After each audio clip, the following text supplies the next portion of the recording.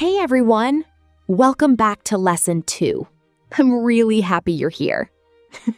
Today, we're going to talk about something that stops a lot of beginners before they even start: watercolor supplies. A lot of people think they need expensive, professional materials to create beautiful paintings. Fancy brushes, huge paint sets, tons of paper. And honestly, that idea scares so many people away from watercolor.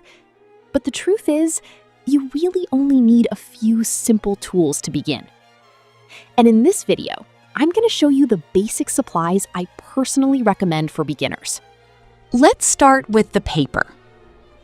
Now, this is a really important one: watercolor paper. Good paper makes all the difference. I'm serious. Cheap paper can wrinkle, tear, or make your colors look dull and uneven. And sometimes beginners think they're doing something wrong, when in fact, it's the paper that's the problem. So if you can, invest a little extra in good watercolor paper. Even if your colors are simple, good paper makes learning a lot easier. Make sure your paper is warm and 300 grams, and it must be cotton so that it absorbs water well. One of the best on the market is Arch paper, but you can also choose an Ever brand. I use Steinbach paper, which is a German brand, and it is very good. All right, let's start from the very beginning. First, you'll need a pencil for sketching, and for watercolor, lighter sketches are always better. You don't want dark, heavy lines showing through the paint later. A simple HB or mechanical pencil works perfectly. Nothing fancy. At this stage, we just want soft, clean guidelines before painting. And honestly, try not to press too hard. We've all done it before. Now, you'll need a watercolor board, or any flat, sturdy surface to work on. This goes underneath your paper and helps keep everything stable while painting. It also prevents the paper from moving around when water is added.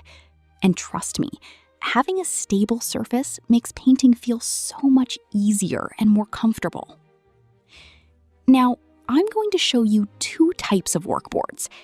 This board is specifically designed for watercolor painting, and I use special watercolor tape with it. This type of board is also very easy to find and works well for all kinds of drawing and painting. And to attach the paper to the board, we use masking tape to keep the paper fixed in place while painting. Now, let's talk about masking tape. This little thing is way more important than it looks. Masking tape helps secure your paper to the board, keeps the paper flatter while it dries, and creates those beautiful, clean white borders around your artwork. Honestly, those crisp edges instantly make paintings look more professional. Next, a kneaded eraser. And I absolutely love these. Unlike regular erasers, kneaded erasers are soft and flexible. Instead of completely removing your sketch, you can gently lift graphite and make your lines lighter before painting. This is super important in watercolor because heavy sketch lines can show through transparent paint layers. So usually before I paint, I lightly erase my sketch to keep everything soft and clean. And now, the watercolor paints. And if you're a beginner, please don't stress about buying the most expensive professional set immediately. Seriously, you really don't need that right now. A simple beginner watercolor palette is completely enough to start learning how colors mix, how water behaves, and how pigments flow on paper. At this stage, practice matters much more than price. Next, brushes. And honestly, this is where most beginners buy way too many supplies. You do not need 20 different brushes. You'll need a few different brush sizes: large, medium, and small brushes, as well as a flat brush, which I mostly use for painting backgrounds and larger areas. It can create soft washes, thin lines, details, and smooth blends all with one brush. It's flexible, easy to control, and perfect for learning watercolor techniques. And once you really understand one brush, everything becomes much easier later. Of course, you'll also need clean water. Water is literally part of the painting process in watercolor. The amount of water you use changes everything. Softness, blending, transparency, texture, everything. Next, paper towels. Simple, but extremely useful. You can remove extra water, lift paint, soften edges, clean your brush, and even create texture effects with them. I honestly use paper towels constantly while painting. And finally, a ceramic mixing palette. Now, this is something I highly recommend if possible. Ceramic palettes help colors stay smooth and clean while mixing. The paint moves beautifully on the surface, and it's much easier to see the true color mixtures compared to plastic palettes.